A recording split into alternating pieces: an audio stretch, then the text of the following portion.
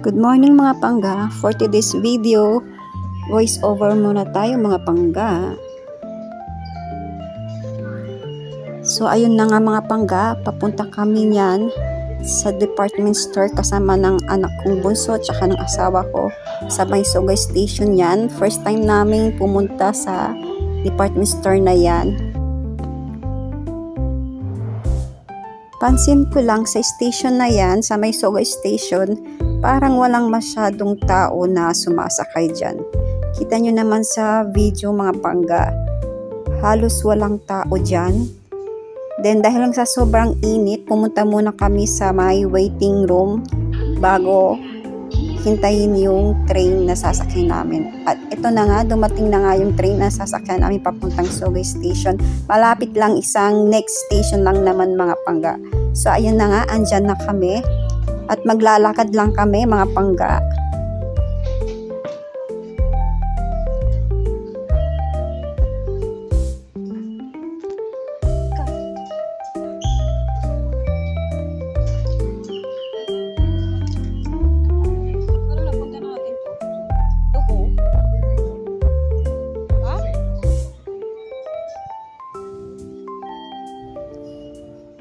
At dahil nga sa first time namin pumunta sa lugar na to or department store na to, so hindi pa namin alam kung paano pumunta doon.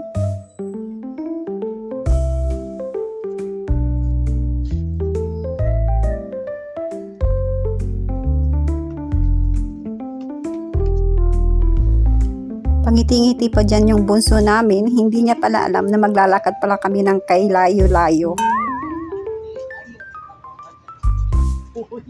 Duko, ay, are, Yamada Toyo. Yay. Oh no! So mula doon sa station na binabaan namin hanggang doon sa itunuro ng aking asawa ay lalakarin lang namin yon. Medyo mahabang lakaran to mga pangga.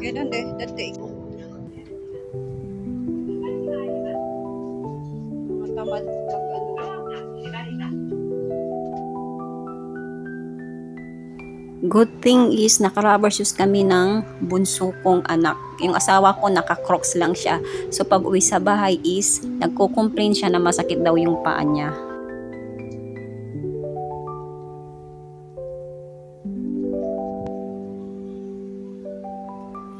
Mamimili pala kami ng pang swimwear outfit ng anak naming bunso kasi nga may class na po sila ng swimming class. So, kailangan naming mamili ng mga kakailanganin niya para sa swimming class niya. Nag-gets nyo ba yung sinabi ko? Basta yun na yun. Basta mamimili kami ng gagamitin niyang mga swimwear para sa school niya. Hanap ka ng ano para dun sa, ano mo? Ha?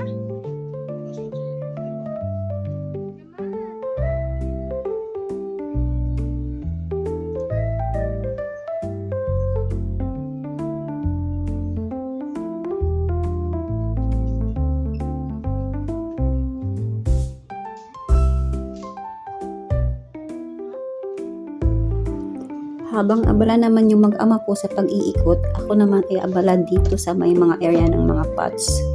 Kasi kailangan ko ng pots para paglagyan dun sa ibang mga halaman ko. Pagdating ko dito sa Japan, nagiging plantita na ako kasi wala na akong ibang magawa kundi yung mga halaman.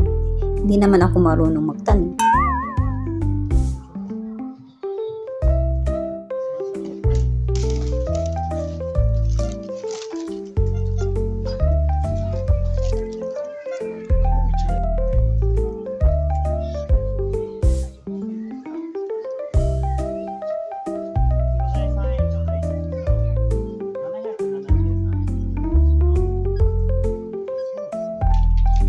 First shopping is done.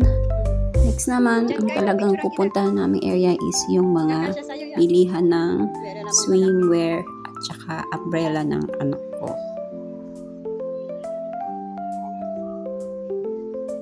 Be careful.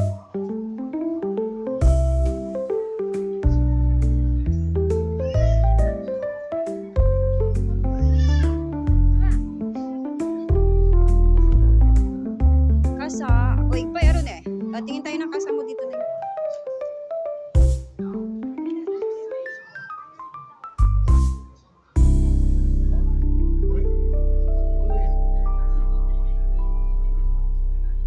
Sura ikura, papa? Sura ikura?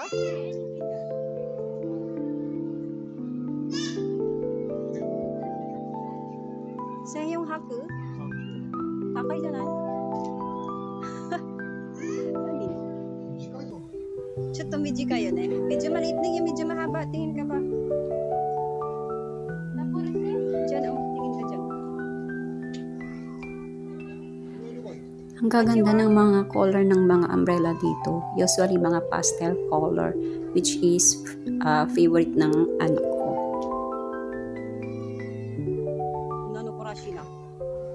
Pero parang maliit para sa anak ko itong mga umbrella nila kasi yung anak ko kasi medyo kalakihan yung katawan niya, so parang nalilitan pa rin ako yung size ng mga umbrella dito.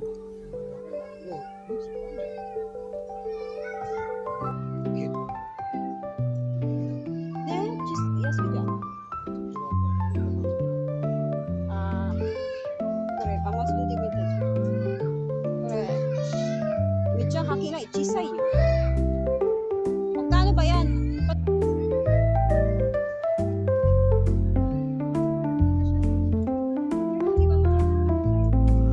At dahil sa pasaway tayo, pasaway pala ako, minudol ko pa yung payong para makita ng aktual ng anak ko kung gaano siya kalaki or kaliit.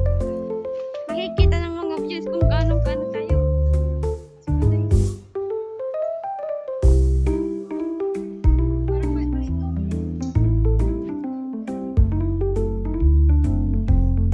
Kami sa swimwear area, medyo nahirapan kaming maghanap ng size ng anak ko kasi nga malaki yung size na kailangan namin at yung mga pang kids na size is halos hindi nakakasya sa kanya. Medyo malaki kasi siyang bata, so pag namimili kami ng damit niya is usually pang adult na yung binibili namin.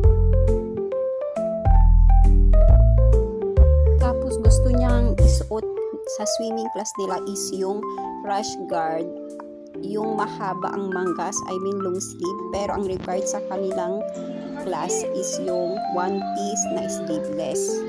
So medyo nahirapan kami talagang humanap ng size.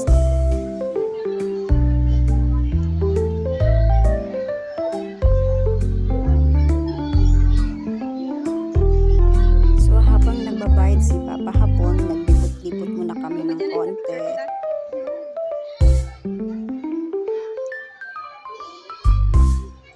Uy, ang cute dito, oh.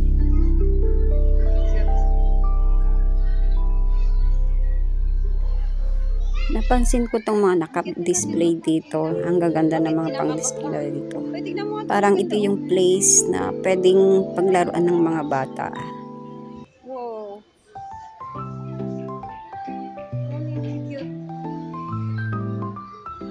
Wag mo kung ano yung nagbibideo.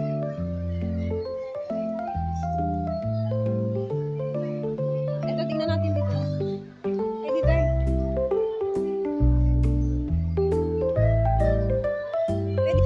Naalala ko tuloy ng kabataan ko, hindi ko naranasang magkaroon ng mga ganitong laruan.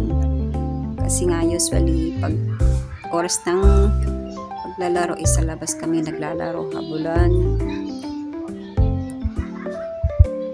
taguan, akit sa puno, mga ganun bang laro noon, mga batang 90s ba.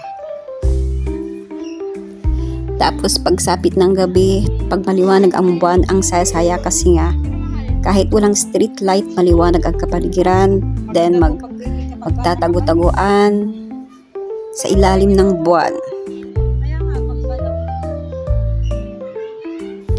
Ayan, nakapag-emote na ako tuloy. Ang tagal-tagal kasi ni Papa hapon na magbayad. Kung ano-ano na tuloy ang pinagsasabi ko dito. By the way, maglalakad uli kami pa uwi, mga pangga. So, mahaba-habang lakaran na naman.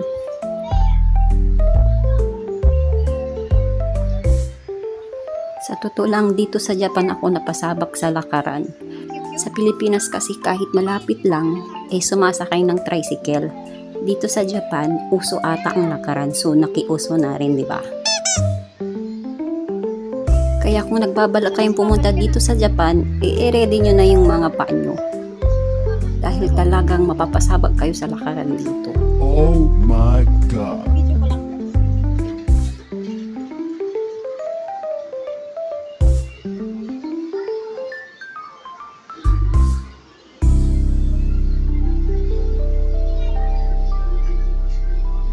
Diyan kita, picture kita, Neng. Neng.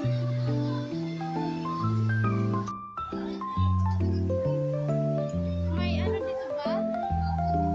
May ano dito? Sa totoo lang, ihina ako nung time na yan. Kaya, sinabi ko sa anak ko na maghanap kami ng CR.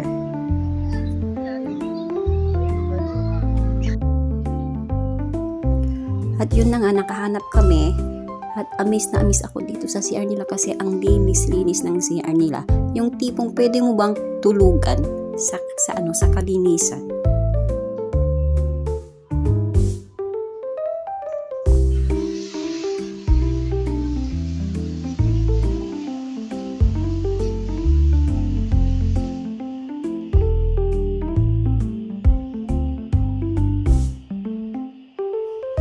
O ayan, habang hinihintay ko yung bunso ko na lumabas sa CR, nag-model-model muna ako dyan.